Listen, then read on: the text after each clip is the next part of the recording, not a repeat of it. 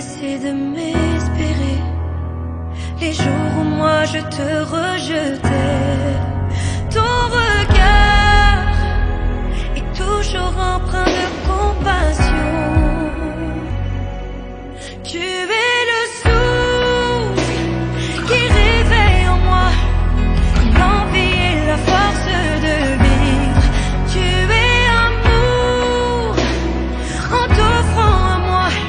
Tu m'as offert un avenir. Abonnez-vous sur votre chaîne Prophète John Timanga TV. Vous serez édifiés. Prophète John Timanga TV, abonnez-vous massivement.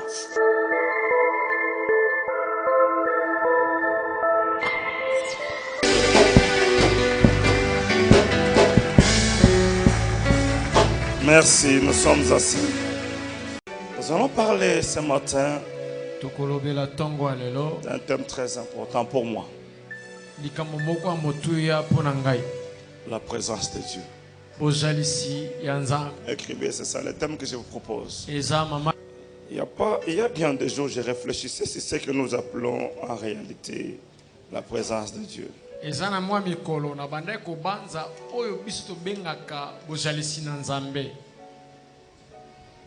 Est-ce que Dieu peut-il être absent? C'était ça ma question.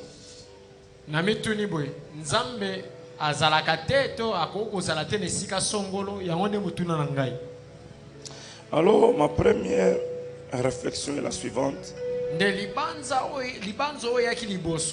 Si tout dans ta vie peut s'expliquer et être compris, sache que tu n'es pas avec Dieu. Tu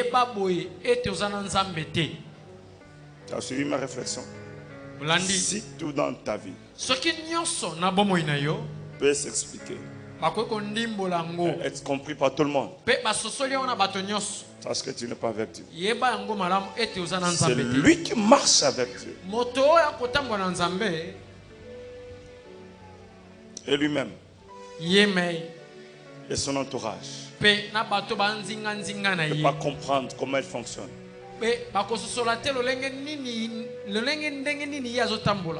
Parce que Dieu, quand il agit, quand il se manifeste, des fois, il vient dans la douleur.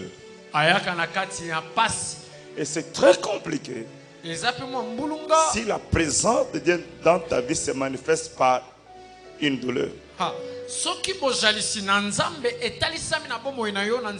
Quand les choses sont compliquées, quand les choses ne marchent pas, quand tu traverses des situations difficiles et compliquées, prêt à accuser tout le monde, mais on vient te dire, c'est Dieu qui est derrière cette situation. Là, la présence de Dieu devient compliquée dans ta vie. Comment la présence d'un Dieu plein d'amour et de miséricorde se manifeste à travers une douleur?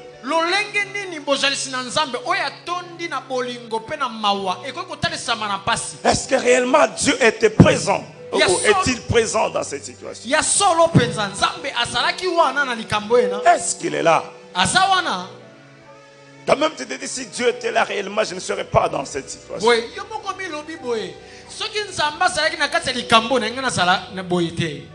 Mais quand tu vas dans l'aspect spirituel, on te dit, c'est Dieu qui est présent. Deux fois, Dieu se manifeste dans la douleur. Laisse ça. Ceux qui sont venus en retard doivent se rattraper. Il y a un message qui est sorti la nuit pendant qu'Hervé priait. Et ce message disait qu'aujourd'hui nous allons donner l'offrande des violents. Parce que le service qui s'est passé le jeudi, on a fait voir que l'arc-en-ciel qui symbolise l'alliance est encore sur l'église. Et le message disait que Dieu va agir dans la vie de celui qui a la foi en profondeur. Oui. Akasiel ne lemba boyoka ni eko balukana na mbangu na likone eklesia babi moto nyonso za na kondima pe mosana nzambe ko sala manakata bomo inaina mozindo. Devait donner l'offrande que le message appelé l'offrande de violence, c'est-à-dire tu donnes l'offrande qui est liée au chiffre 7. Si tu le veux aussi tu as la foi. Oh soko lingi soko za na kondima okoko pesa libonza ya motango sambo. On a dit c'est l'offrande de violence, ceux qui ont la foi. Alors ceux qui étaient là le matin, ils sont donnés. C'est ce que vous voyez là. Si vous voulez aussi vous donner l'offrande qui est liée à un chiffre 7, si vous en avez, si vous n'avez pas, moi je continue avec mon message.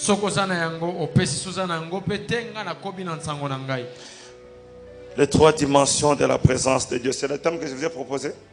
Non, corrige. Écris les 3 dimensions de la présence de Dieu. Mais je vais ajouter une 4e dimension. Toi, écris 4. Toi et le pasteur Billy écrivait 4. Mais pour l'église, ils écrivent 3. Écrivez, pasteur, les 4 dimensions de la présence. Mais l'église va écrire les 3 dimensions.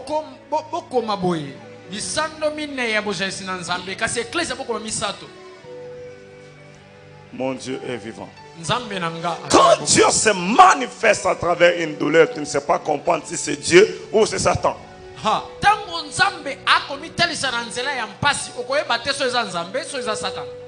Risque que tu te poses la question si réellement c'est Dieu.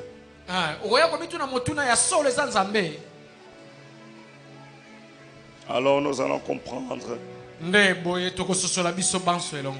4 dimensions de la présence de Dieu. La première dimension est connue de tout le monde et par tout le monde. Primo, Dieu est omniprésent. Par définition,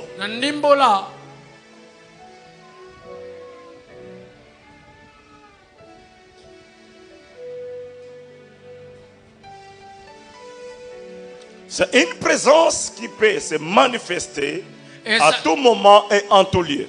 Il est présent en tout lieu et à tout moment. C'est ce qu'on appelle l'omniprésence de Dieu. Frère,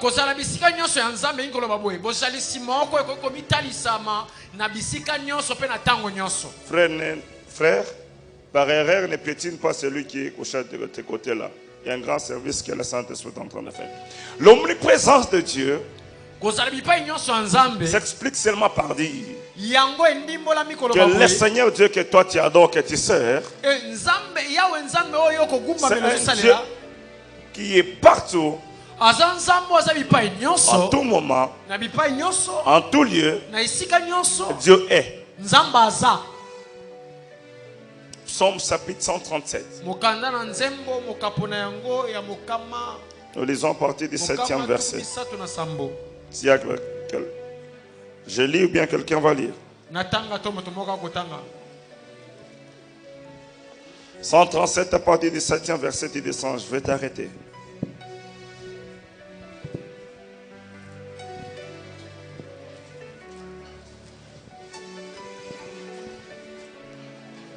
Monte un peu là-bas pour que l'air ne te dérange pas.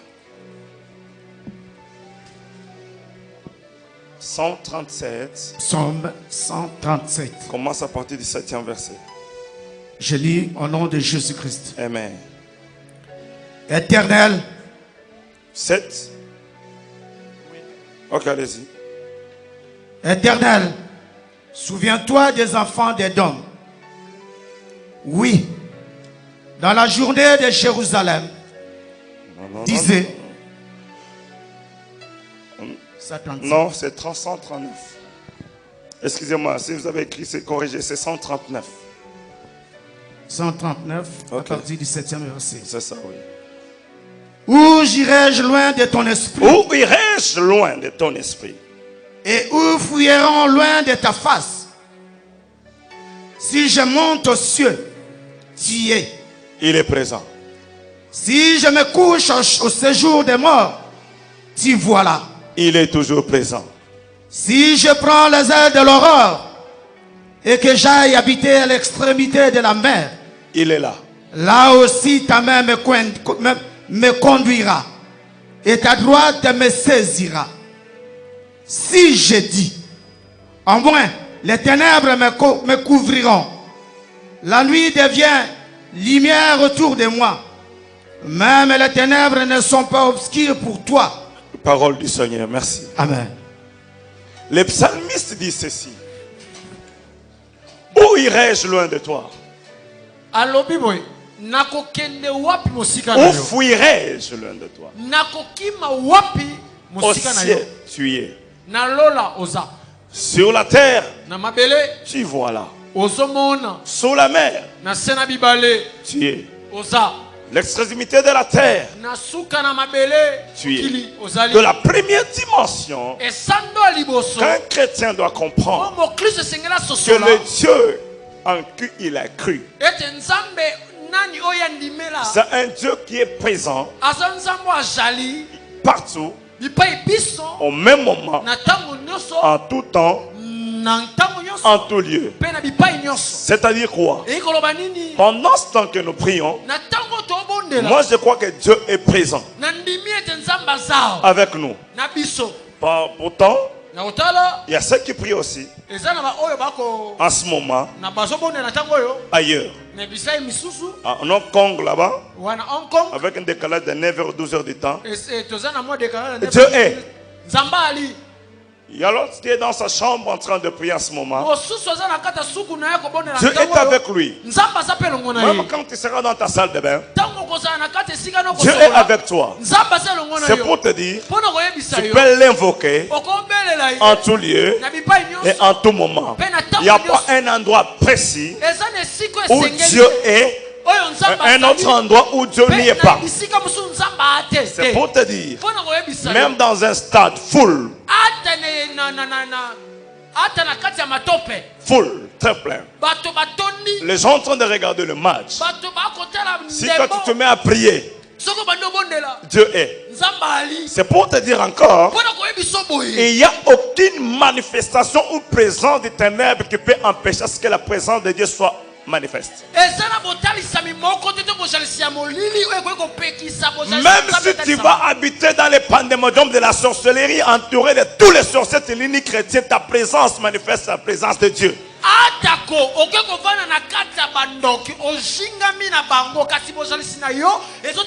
Il n'y a aucun endroit ténébreux qui peut empêcher ce que la présence de Dieu ne soit manifeste.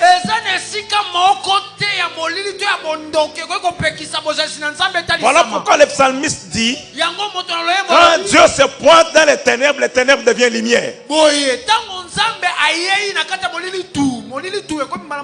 C'est pour aussi te dire, si tu crois à cette première dimension de la présence de Dieu dans ta vie, même si ta vie était environnée de ténèbres, même si tu étais sous l'emprise des ténèbres, dès que tu reçois Christ dans ta vie, Christ vient éclairer tes ténèbres. Donc un chrétien doit te rassurer que partout il est, Dieu est avec lui. Et partout il s'y trouve, il peut invoquer Dieu et la présence de Dieu sera manifeste. Ne me dis pas je ne savais pas prier parce que je vivais dans une maison pleine des occultistes. Dans cette maison-là, si tu pries, la prière ne peut pas être exaucée parce que plein des occultistes, ça c'est faux. Ça n'est plus le temps où tu me diras il faut seulement laisser cette montagne-là pour invoquer le Seigneur. Ce n'est pas seulement le temps d'aller à la montagne pour invoquer le Seigneur. Mais là, il y a des problèmes de dimension. Tu peux aller à la montagne. Dieu te dit viens me rencontrer à la montagne. Cela ne veut pas dire qu'à l'église Dieu n'est pas là. Mais Dieu veut agir avec toi dans une autre dimension. Et il veut se révéler dans ta vie dans une autre dimension. Je lisais la nuit sur Apocalypse, dans le livre d'Apocalypse. Jean est déjà au ciel. Et Dieu dit encore à Jean, monte encore. Dieu, il est déjà monté dans une dimension ancienne. Là au ciel, Dieu lui dit de monter encore.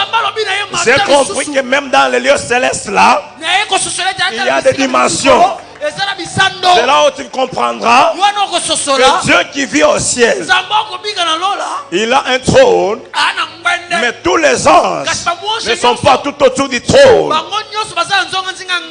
Autour du trône, tu trouveras les anges qu'on appelle les chérubins. Mais lui, il parlait des séraphins.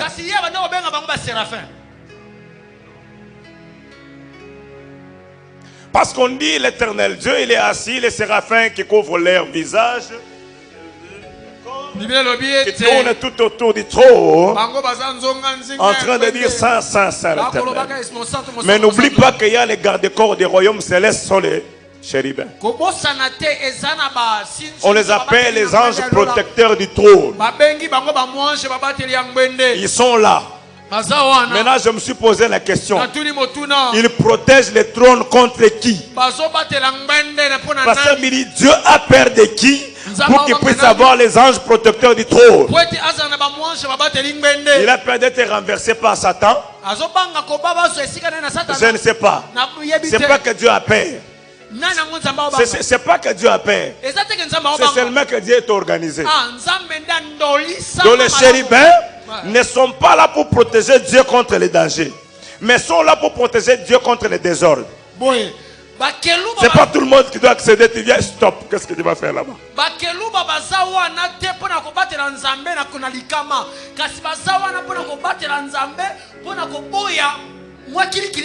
Mais tu ne verras pas d'autres anges dans cette sphère-là des choses.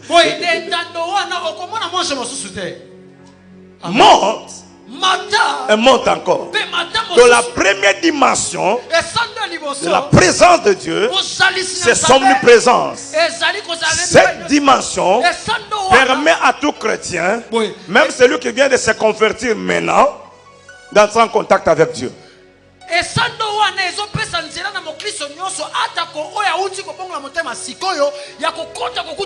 Mais chose un peu compliquée dans cette dimension est que dans la dimension de son omniprésence, même les païens entrent en contact avec Dieu.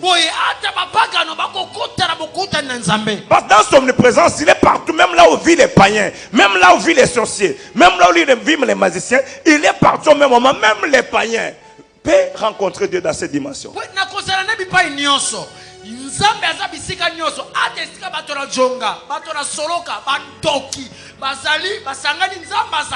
Si Dieu n'était pas présent dans les ténèbres, dans le pandémie de la sorcellerie, jamais aucun jour un message prophétique sortira. Fais attention, prie beaucoup, parce qu'il y a quelque chose qui est monté dans les ténèbres contre toi. C'est parce que Dieu est là, il a écouté, il a vu. Mais l'omniprésence de Dieu est réelle, effective.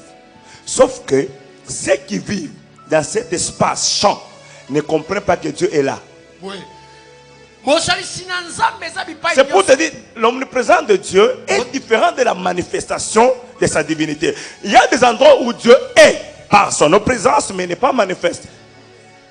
Ah. Tu as compris ce que je veux dire? Dans la première dimension, c'est cette dimension qui permet à ce que les chrétiens puissent se repentir facilement, se convertir, parce que dans cette dimension, Dieu est aussi là. Dieu peut toucher leur cœur par une prédication. Ils se repentent parce que Dieu est aussi dans ce environnement. Alors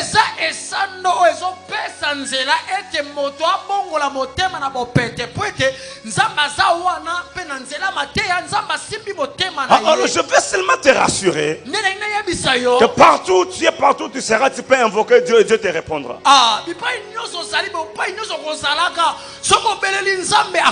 Même quand tu es devêtu dans ta salle de bain, invoque Dieu. Dieu n'a pas besoin, n'a pas peur de ton corps là qui n'est pas vêtu. Dieu vient te répondre. Ah, on a baksa qui a souka na terre avec des vêtus. Le baka oza bilambate. Ah, o te ezali ngala te oza mungala. Continue mungala. Bongo. Voilà un peu ça. Sois pudique quand même. Toi, tu peux travailler toujours sans gants. Des fois, il faut mettre les gants. C'est pour te dire, dans toute situation, dans toutes circonstances, en tout lieu, à tout moment, tu l'invoques, il se manifeste. Il est là. Ne me dis pas, Nazak, j'étais quelque part où je me suis dit, ici Dieu ne peut pas. Papa, imaginez-vous, papa, on m'a amené dans une boîte de nuit. Et on dansait Shakira là-bas. Au coin, j'ai souhaité l'entrée de sauter. Et j'ai senti l'esprit prophétique descendre sur moi. Je me suis ressaisi. J'ai couru pour sortir. Parce que l'environnement n'est pas favorable. Laisse que l'esprit te saisisse. Prophétise en celui-là. La prophétie va toucher ceux qui sont en ce lieu-là et ils seront convertis.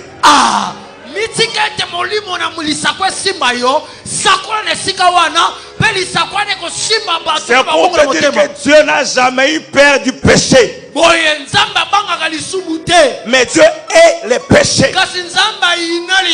Il n'a jamais eu peur du péché. Mais il est le péché. Il est péché. Il n'a jamais haï le péché.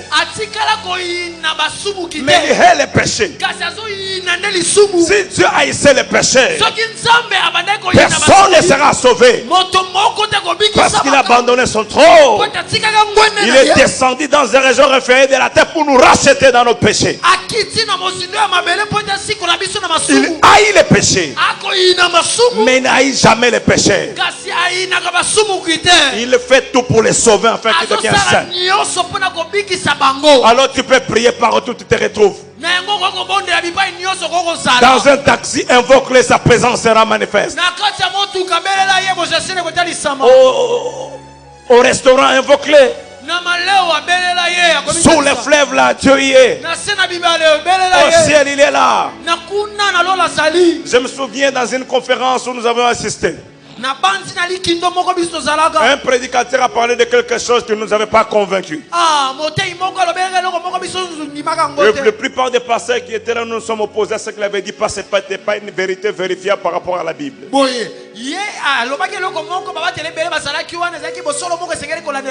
Orgueil qu'il était, il se tient debout, il dit, comme vous ne me comprenez pas, je sors avec mon Dieu.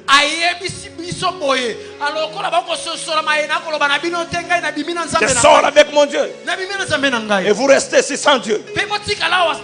On lui a dit, monsieur, au revoir. Néanmoins, tu as bien dit. Tu es sorti avec ton Dieu. Et chacun est resté avec le sien. Christ qui vit en moi ne vit pas en toi. Et celui qui vit en toi ne vit pas en moi. Néanmoins, l'omniprésence de Dieu peut se vérifier aussi par la présence de Dieu dans le corps de tout chrétien qui est né de nouveau. Dans son âme et dans son esprit, Christ est en moi, il est en toi. Les miens, je les connais. Les siens, tu les connais aussi. Si tu pars avec les siens, je reste avec les miens.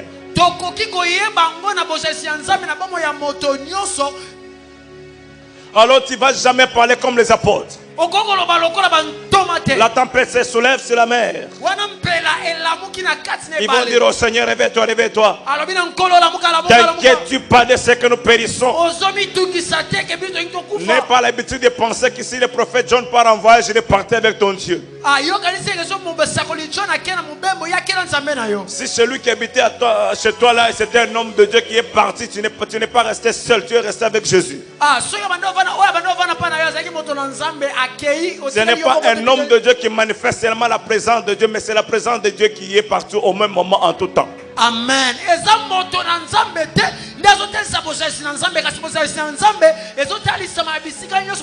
Sauf que l'homme de Dieu peut manifester chez toi une autre dimension de la présence de Dieu. Donc sur le premier point, j'insiste pas beaucoup parce que tu comprends que Dieu partout, au tout moment, en tout temps, tu peux l'invoquer, il te répondra. Et la deuxième dimension de Dieu, c'est Emmanuel. La deuxième dimension de la manifestation de la présence de Dieu, c'est ce que nous dénommons Emmanuel. Emmanuel, c'est Dieu parmi nous. Ésaïe 7, 14. Laisse pasteur, je m'en vais lire au lieu ça là-bas, va et vient. 13. Esaïe dit alors, écoutez donc, maison de David, est-ce trop peu pour vous de laisser la patience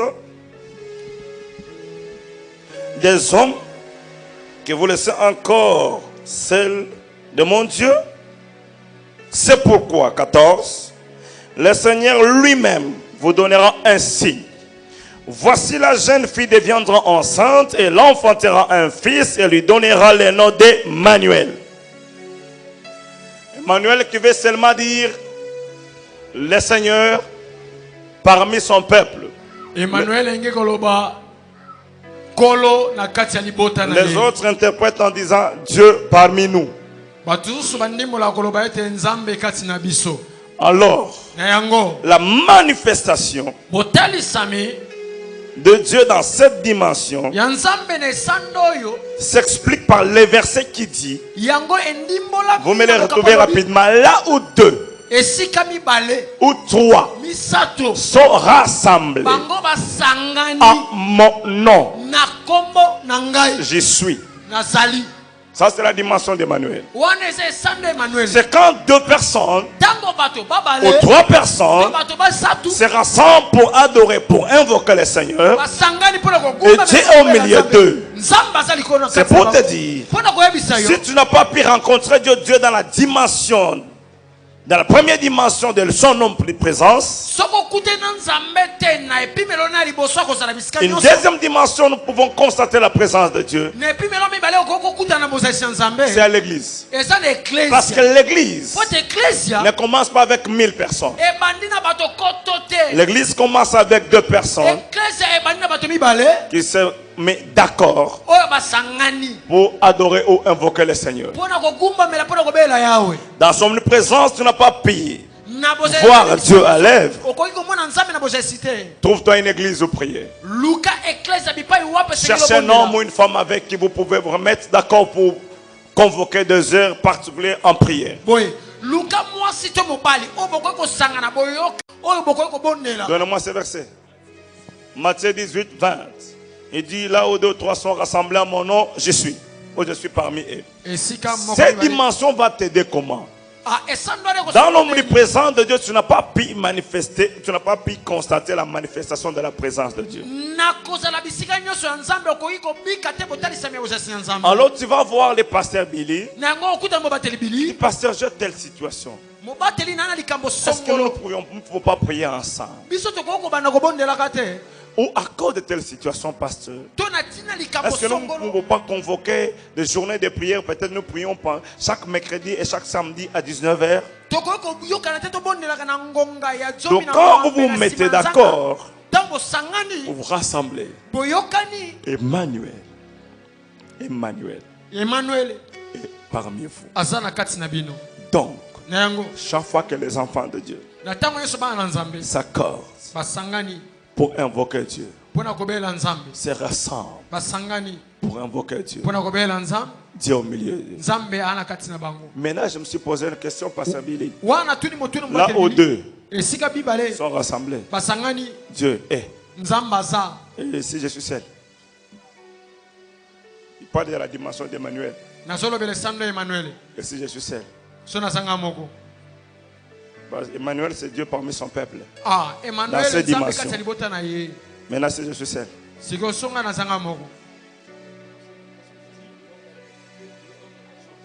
t'en fais pas. Je vais arriver, je vais te donner une bonne réponse. Quand tu es seul, sois rassuré que Christ vit en toi. Ce n'est plus toi qui vis, mais c'est Christ qui vient. Mais la dimension d'Emmanuel, on va pas sans vous pouvez débarrasser. C'est une dimension que je vous propose.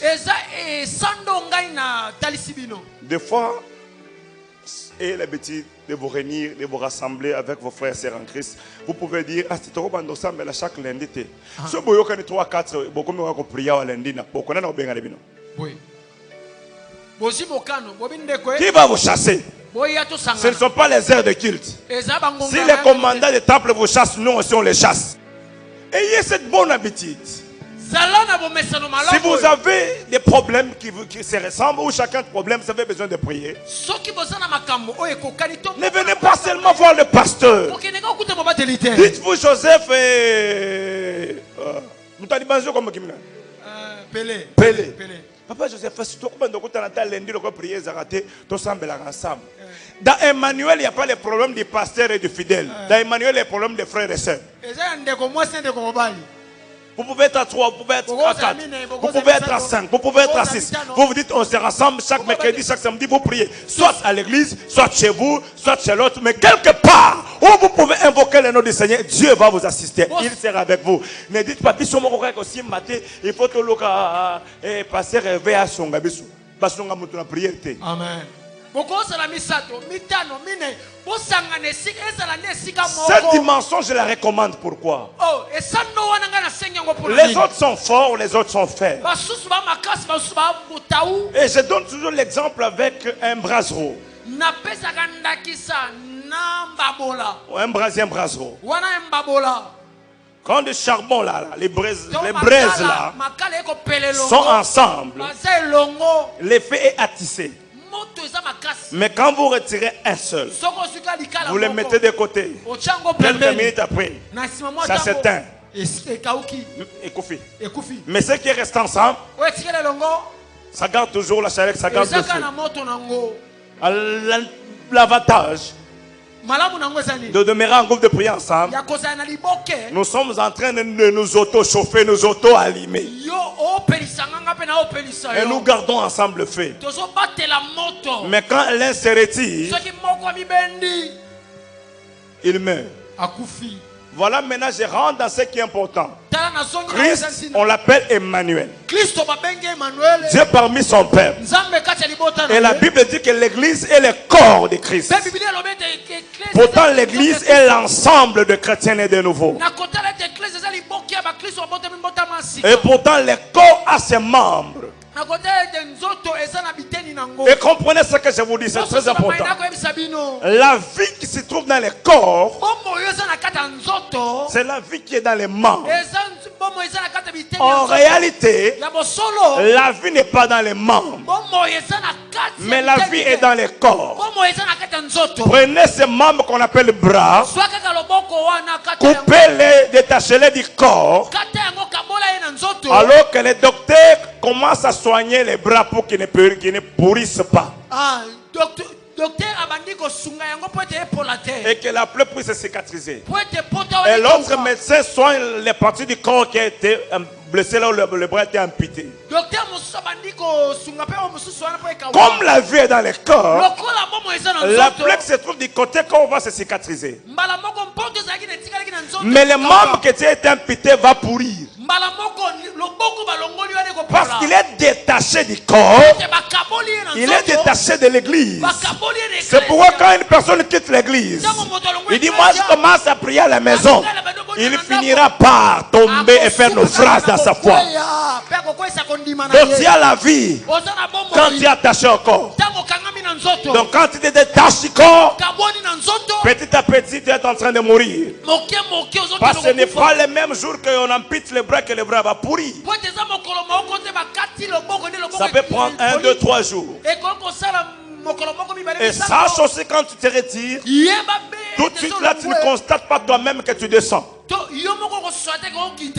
La vie est dans les corps. Emmanuel est dans les corps. Venez à l'église, prions ensemble.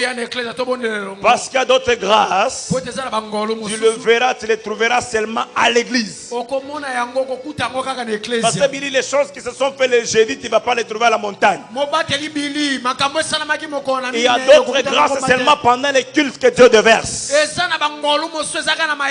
Écoute, je te donne le 3e verset. Ce verset parle du sacerdoce. Il est doux et agréable aux frères et sœurs de demeurer ensemble. C'est comme l'huile qui est déversée sur la tête d'Aaron, le souverain sacrificateur. Et cette huile descend jusqu'à la plante de pied. C'est-à-dire il y a une onction qui est libérée seulement quand les peuples sont ensemble. Jamais vous pouvez célébrer un culte vrai sans qu'il y ait la présence de Dieu ne soit manifeste.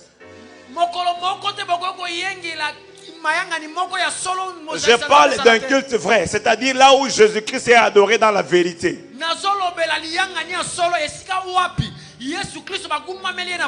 Chaque fois quand tu viens à l'église, tu vas dans une réunion de prière où Christ est prêché dans la vérité.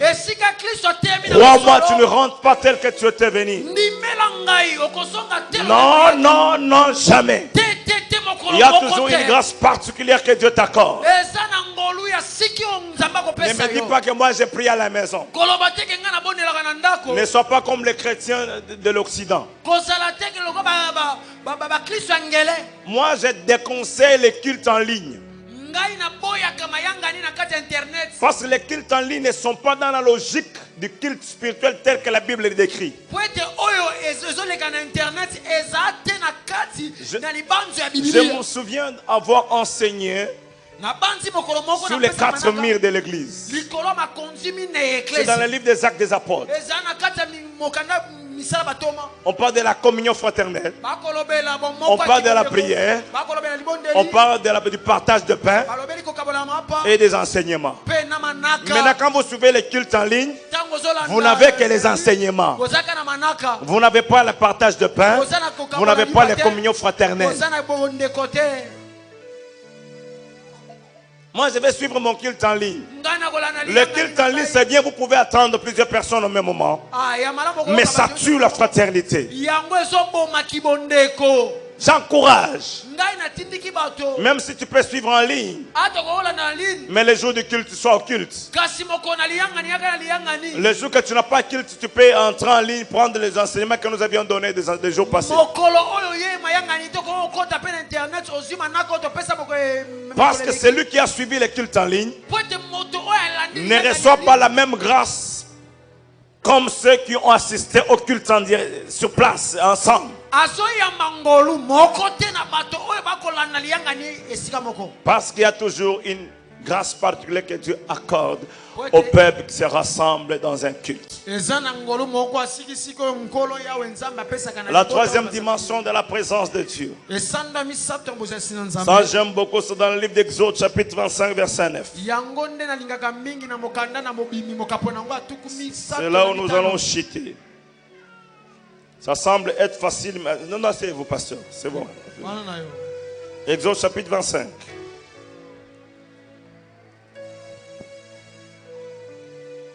Je prends à partir de 8, mais vous écrivez 9. Ils me feront un sanctuaire et j'habiterai au milieu d'eux. Pourquoi j'ai repris le verset 8? Parce que le verset 8 parle d'Emmanuel. Ils me feront un sanctuaire et j'habiterai au milieu d'eux. C'est ça Emmanuel, Dieu au milieu de son peuple. Je prends maintenant 9. Vous ferez le tabernacle et tous ses ustensiles d'après le modèle que je vais te montrer. La troisième dimension de la présence de Dieu. La troisième dimension de la présence de Dieu. Je l'appelle la Shekinah. Écrivez ça. Parce que la Shekinah descend là où le modèle est respecté. Alors Moïse se mit à construire le tabernacle. Il était concentré et devrait respecter tout ce que Dieu avait dit. Bâtir le tabernacle selon le modèle à respecter toutes les mesures possibles.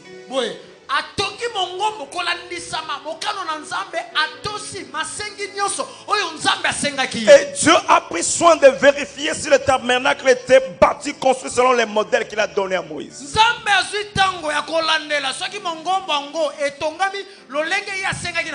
Et pour construire le tabernacle, Dieu ne pouvait jamais prendre n'importe qui.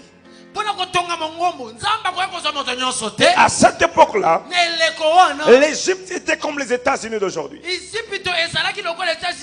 Le niveau de la science, le niveau de l'économie, le niveau de l'éducation était au top.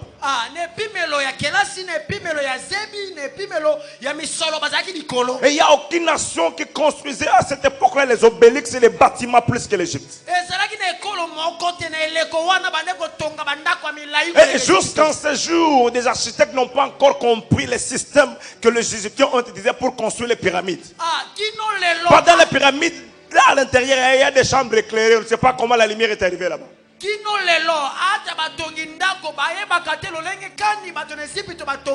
Ils ne savent pas quelle technique ils utilisaient pour soulever le pierre d'une tonne et l'amener, je ne sais pas, à 400 mètres. Il y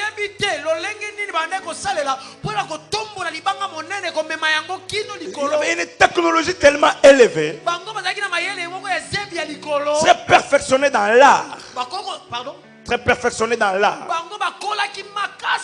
Mais ce qui était compliqué, dans l'art égyptien, il y avait aussi le mysticisme.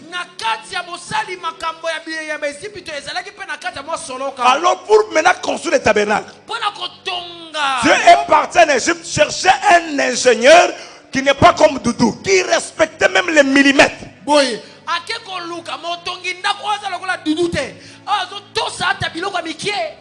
Quand Doudou construit, il va dire non. Des fois, le crépissage est comme bon. Mais Dieu est pas, parce que tous les grands obélix de l'Égypte étaient construits dirigés par qui? Moïse. Moïse était un grand architecte. Alors Dieu n'a pas pris n'importe qui. Il a pris Moïse parce que Moïse connaissait un grand ingénieur, connaissait très bien l'architecture. Et quand Dieu lui présente un modèle, il donne les limites et les mesures, Moïse devrait accepter, observer.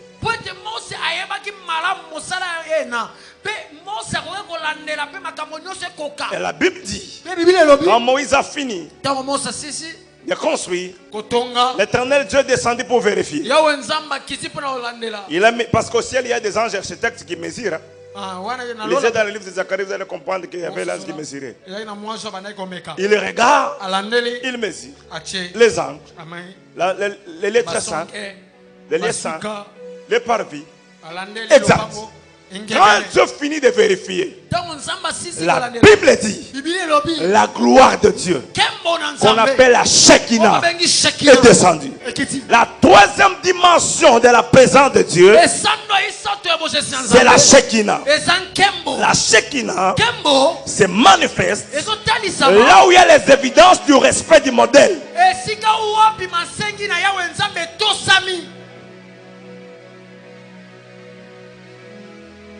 Je peux savoir que le modèle a été respecté quand je verrai dans ta vie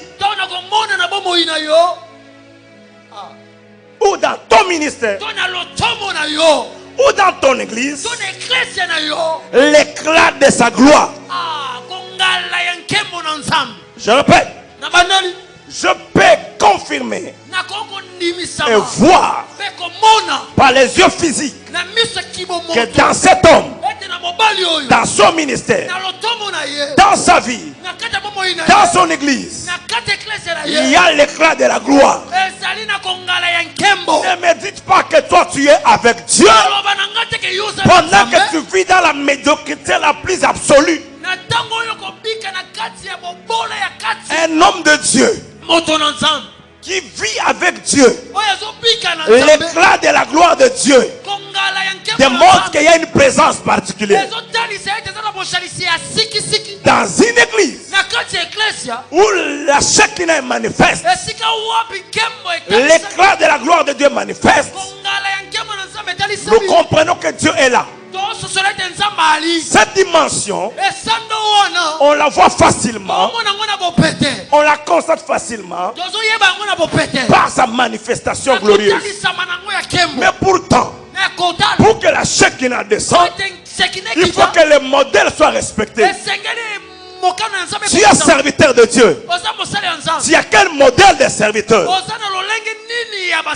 Tu es chrétien. Tu as quel modèle de serviteur? Est-ce que tu respectes les principes établis par la parole? Est-ce que tu marches selon la loi et l'obéissance à la parole? Est-ce que tu respectes les directives que le Saint-Esprit te donne? Est-ce que tu suis les orientations? Tu n'es même pas fidèle à la petite recommandation qu'on appelle la dîme. Comment tu peux espérer voir la gloire de Dieu au moment où tu ne donnes pas la dîme? C'est parmi les respects du modèle. C'est parmi les respects du modèle. Nous, chrétiens modèles, nous donnons régulièrement notre dîme. C'est le moindre des principes à respecter. C'est lui qui donne régulièrement la dîme. Tu verras l'éclat de la gloire de Dieu dans sa vie. Même quand tu vas entreprendre le business, que tu vas entreprendre, faire des commerces, même dans ta maison, la gloire sera manifeste et Dieu va t'accompagner. Et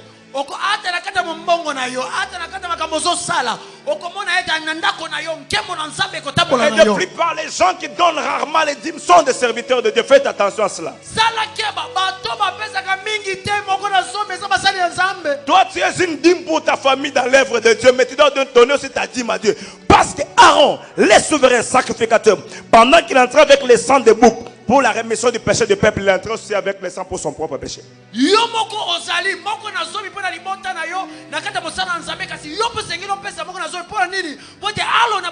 Moi je suis la dîme que Dieu a donnée à l'église pour ma famille. Mais je dois donner aussi ma dîme pour que je respecte les modèles établis par les saintes écritures, afin que je vois l'éclat de la gloire de Dieu dans ma vie. Et parlons même des offrandes. Comment un chrétien peut quitter sa maison sans préparer son offrande? S'il y a des gens qui n'ont jamais préparé leur offrande, ce sont des chrétiens. Les chrétiens donnent ce qu'on lui a remis quand il a payé son transport. Il donne les miettes qui sont restées dans son sac. C'est ce qu'il donne pour que Dieu multiplie sa bénédiction. Et ceux qui peuvent manifester la grande gloire, c'est ce qu'il se réserve pour prendre la bière,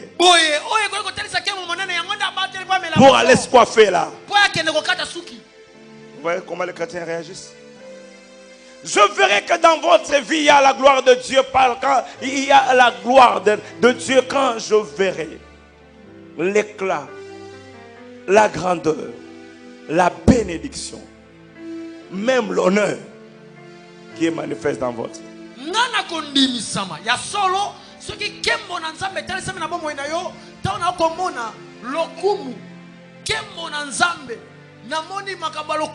Es-tu modèle ou es-tu dans les modèles? Est-ce que tu respectes les modèles? Es-tu modèle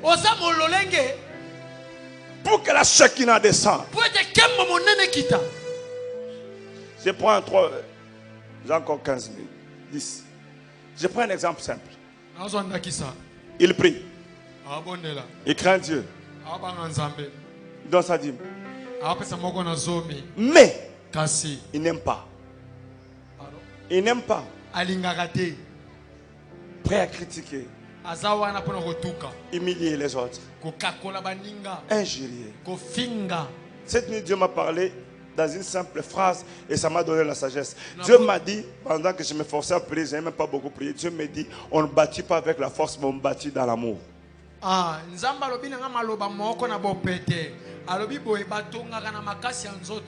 Parce qu'avant, j'ai compris pourquoi. Avant de prier, je réfléchissais sur une chose, c'est comme si je voulais forcer. Dieu m'a dit, non, non, non, on ne bâtit pas avec la force, on bâtit avec l'amour. La force ne construit pas. Mais c'est l'amour qui construit. L'œuvre de la croix, c'est l'œuvre de l'amour qui a bâti l'église. Si Dieu te donne un ministère, Isaac, tu es fort. Mais si tu n'as pas l'amour, tu ne peux pas te sacrifier pour ton ministère. Mais quand tu vois quelqu'un le faire 3 jours en jeûne à sec prier pour l'église, c'est-à-dire il aime son ministère, il a l'amour de son ministère. Celui qui a l'amour se sacrifie. Celui qui a l'amour se donne. L'amour engendre les sacrifices. Est-ce que tu respectes le modèle pour que la Shekinah puisse exploser dans ta vie? Es-tu correct envers Dieu? Cette dimension, c'est la dimension qui est basée sur les modèles. Est-ce que tu parles à quelqu'un? Je m'en vais chuter. Je voulais réserver la 4e dimension, c'est beaucoup plus pour le serviteur. Tu sais comment on appelle ça? Il y a l'omniprésence, il y a Emmanuel, il y a la Shekinah et il y a la Kabod. La Kabod, c'est un terme hébraïque que vous ne retrouvez pas dans la Bible. Akabod, pas Akabod. Kabod. Kabod, c'est la Kabod. Kabod. Kabod ezali elobelia ba ebele. Mais yango za na Biblia te. Mais son contraire est dans la Bible. Son contraire, c'est ce qu'on appelle I-Kabod. Mais Kabod, vous ne trouvez pas cette expression dans la Bible. Mais I-Kabod, vous trouverez ça dans la Bible. I-Kabod veut dire la gloire est bannie. Mais la Kabod de l'hébreu veut dire une gloire pesante.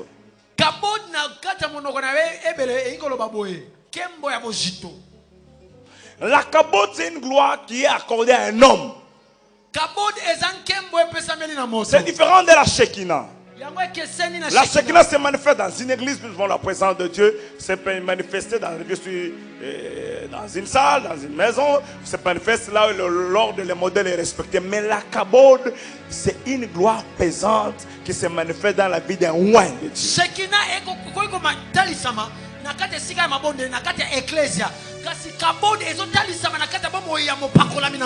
C'est-à-dire quoi? C'est une sorte de gloire. Quand la Kabod descend sur toi, tu deviens un bulldozer. Tu deviens un homme pesant. Ton ministère pèse. Ta vie pèse. Tu es considéré dans la société. Quand on t'invite, tu n'es pas ordinaire. On t'invite comme un homme qui pèse. La gloire te donne du poids dans la société. Maintenant, commence à comprendre que cet homme a la Kabod. La Kabod t'ouvrira les portes. La Kabod va te faire asseoir parmi les grands. La Kabod va t'amener dans la dimension des grands. Quand Dieu dit à Abraham, je rendrai ton nom grand. C'est-à-dire, il a donné à Abraham la Kabod. Quand Dieu dit à David, je vais te faire asseoir parmi les grands, il donne à David la Kabod. La Kabod va te faire asseoir parmi les grands. Tu ne peux pas être assis parmi les grands si tu n'as pas la Kabod de Dieu. Non, la Kabod, ce n'est pas la richesse. Il y a les gens qui ont l'argent, mais ils sont légers. Il a l'argent, mais il est léger. Mais il y a quelqu'un d'autre qui vient. Il n'est pas multimilliardaire. Mais quand il entre dans la salle, les gens sentent que quelqu'un est entré ici. Si tu es devant un homme, un multimillionnaire, mais quand tu es dans sa présence, son esprit lui dit que cet homme est plus autoritaire que toi. Il se sent diminué par rapport à toi, mais il est plus riche que toi. Ta Kabod s'impose dans tout environnement. Quand tu arrives quelque part avec la Kabod de Dieu, les gens te craignent, les gens te respectent, les gens t'honorent. Ce n'est pas toi, c'est cette gloire qui est sur toi. Dans ce temps de la fin, nous avons besoin de chrétiens qui vont marcher avec la Kabod. Et la Kabod de Dieu manifeste la présence de Dieu dans la 4e dimension. Ce moment-là, quand tu te présentes quelque part, Les gens disent que nous avions reçu un roi. Les gens disent qu'un chrétien est venu ici. Un serviteur est venu. J'ai été invité dans une église voisine de chez sa mère. Il y avait des invités qui étaient dans l'église. Mais il y avait plein de gens dehors qui sont venus voir le prophète John. Ils ne sont pas entrés, maman Bangazan. Ils ne sont pas entrés au culte. Il y a les autres qui étaient pleins dans la salle. Mais les autres étaient dehors. Tout le monde a le prophète John Toyokaka. Et quand je suis arrivé, et moi-même, je me suis senti vraiment humble dans mon esprit, mais fort par la cabote.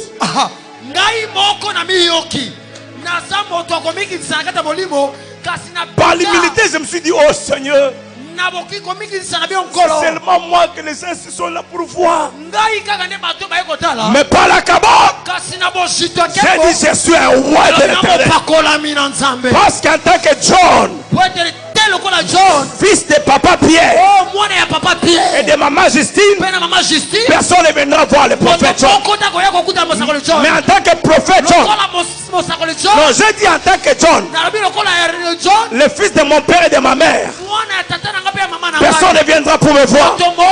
Mais en tant que prophète John, serviteur de l'Éternel, loin de Dieu, les gens sont venus voir. Amen. Ça c'est la cabote. Amen. Je prophétise quelqu'un ce matin. Laisse que la cabote de Dieu descende sur toi. Ta présence s'impose. Partout tu fouleras de la pointe de ton pied. Et la cabote t'accompagne. C'est pas n'importe qui. T'as pas été racheté par un prix. Mon Dieu, est-ce que je parle à un chrétien? Comment nous saurons que cet homme a la cabote de Dieu? C'est quand nous verrons que quand cet homme atterrit, sa présence manifeste la gloire de Dieu. Écoutez-moi bien, il y a des hommes de Dieu, leur présence manifeste l'onction. C'est pas cette dimension-là.